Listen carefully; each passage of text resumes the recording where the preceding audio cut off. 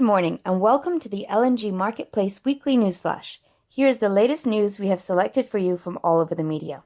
Singapore Exchange will stop producing and publishing its spot LNG prices indices, SLING, less than 4 years after its launch, dashing the city-state's hopes of becoming Asia's main pricing hub for the fuel. SLING, short for SGX, LNG Index Group's indices, will be published until October this year, provided there is sufficient data. SLING indices will be discontinued after low participation over the past few years, as we read on KDAL 10 portal. This year, the fundamentals of LNG markets have been upset due to unusual developments. Historically, natural gas prices in Asia tended to be higher than in Europe. While the situation initially changed in favor of the EU, more recently, Asia has had the upper hand when it comes to attracting LNG cargo.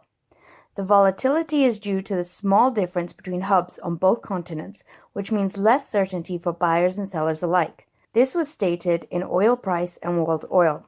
On Hellenic Shipping News, we read that the European Union has increased its imports of US LNG almost fivefold since the last year.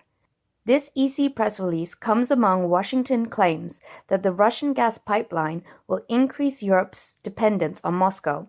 This being the reason the US lawmakers introduced a measure to impose sanctions against the companies involved in the project. The United States has been strongly against the Nord Stream 2 pipeline, the venture between Russian gas giant Gazprom and the 5 European companies, which is expected to deliver Russian gas to Europe. Europe's first LNG inland bunker barge, Flex Fueler 001, owned by Titan LNG, could provide a model for creating low-capex, low-opex LNG bunkering infrastructure in refueling LNG, while the receiving vessels is taking on cargo. This operation could save up to 8 hours. 2 sister LNG bunker barges will be announced in the coming months, as we read on Riviera Maritime News.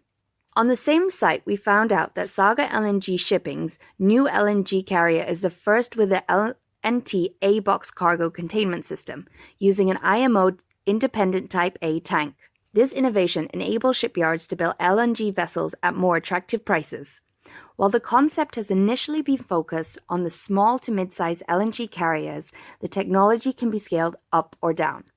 The U.S. Federal Energy Regulatory Commission announced it is creating a new division within its Office of Energy Projects to handle the growing number and complexity of applications to develop LNG export terminals.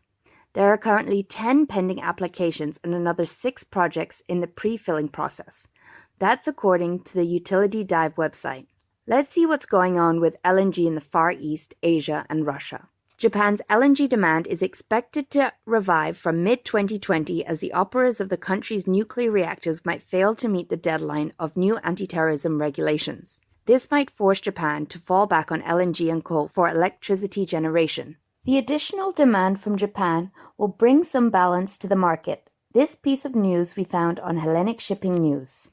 Tokyo Gas is looking for ways to take advantage of cheaper spot LNG prices, including raising inventories or negotiating for lower prices at a time of price revenue in their term contracts. But such a change would mean, as well, the acceptance for higher prices in case of surging spot prices, as stated on Reuters.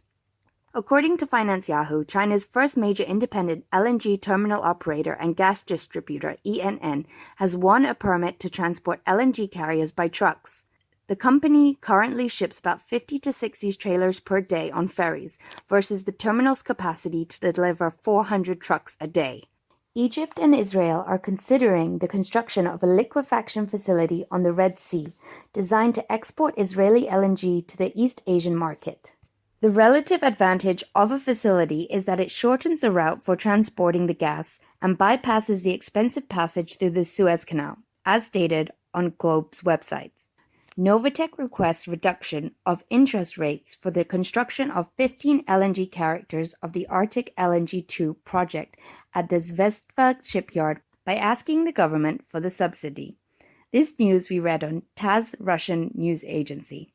The Arc-7 ice-class LNG tanker Vladimir Rusinov, owned by Novatek, transited the ice-covered part of the Northern Sea route in only 6 days, setting a new record. The net voyage time to China was completed in 16 days, which is less than half the time required to transport a cargo of LNG along the traditional route of the Suez Canal and the Straits of Malacca. This is according to Hellenic Shipping News. And back to Europe. The first cargo of LNG under the long-term contract between Polish oil and gas company and U.S. LNG provider Cheniere arrived to Poland. Signed in 2018, the long-term contract covers a 24-year period. More information on this can be found on GasWorld. The European Commission has also approved a floating storage and regasification unit offshore Croatia.